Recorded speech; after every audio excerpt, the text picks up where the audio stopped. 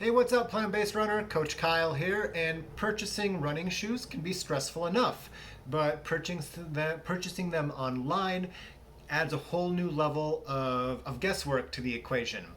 The ideal scenario when purchasing running shoes would be that you visit a local running store and you bring in your current pair of kicks that are due for replacement. You tell the employee what you like, what you don't like about your current pair.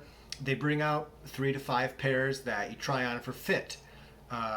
If a couple of them feel good, you might take them out for a quick spin on the treadmill or around the block. The shoe that feels the most comfortable and seems to fit the shape of your foot best is likely the one for you. That's probably going to be a good choice for you to take home and semi-commit to. But because most stores have the option to return them.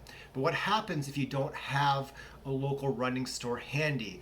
The store, and if you do have one, it might have limited options, and especially with brand options with smaller, newer brands, or maybe they're all closed down due to, I don't know, a pandemic or something.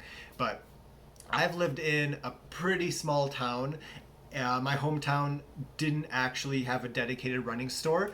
There were stores that sold running shoes, but they weren't running stores.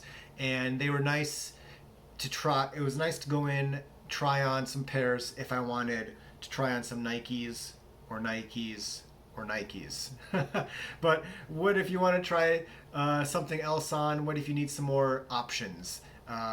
You got to use return policies from running stores. And there are so many online stores that have no question asked return policies. Running Warehouse, Ultra Running, Nike, Zappos,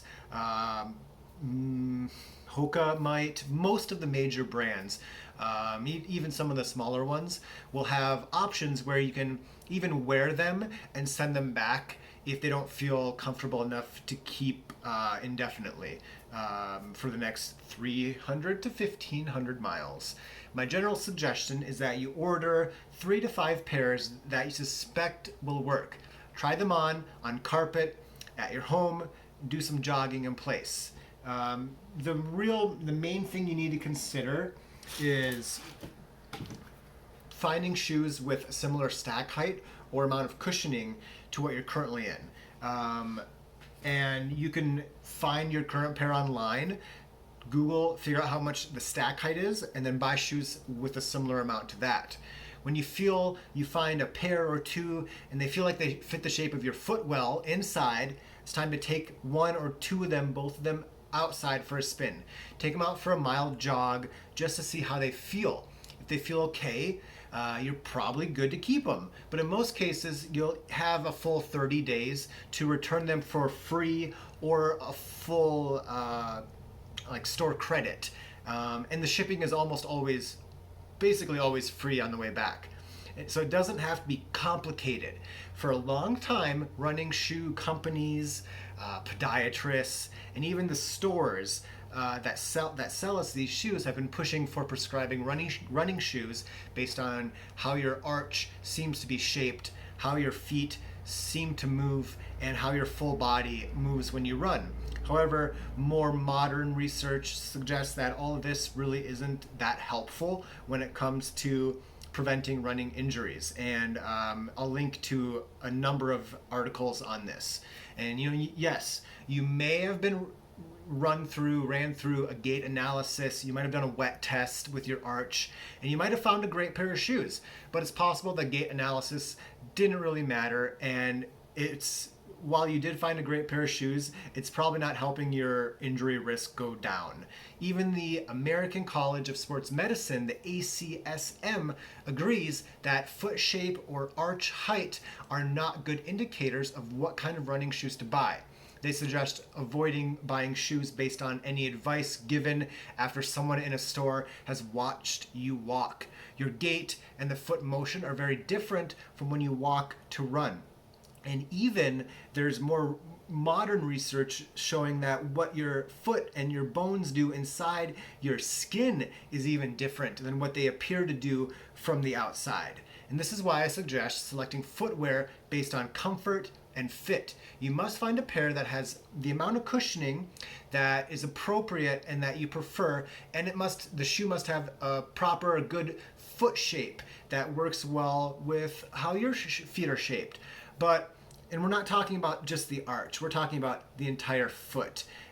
So my advice to clients for shoe selection is basically just what we talked about. And this is a similar kind of discussion that I have with my clients. We might sit down once a month and just chat for 30 or 45 minutes, and we might just chat about shoes for a half hour.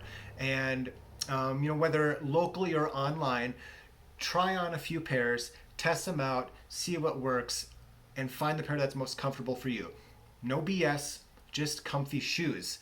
And with my clients, with you, this is how I go about the whole process. This is how I improve my clients' running through sustainable training, nutritional guidance, developing great mindfulness practices, and incorporating easy to do running specific strength work.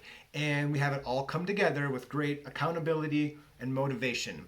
These are the principles I use to keep my clients and myself happy and healthy while running, while managing their own busy lives and still enjoying their free time as well.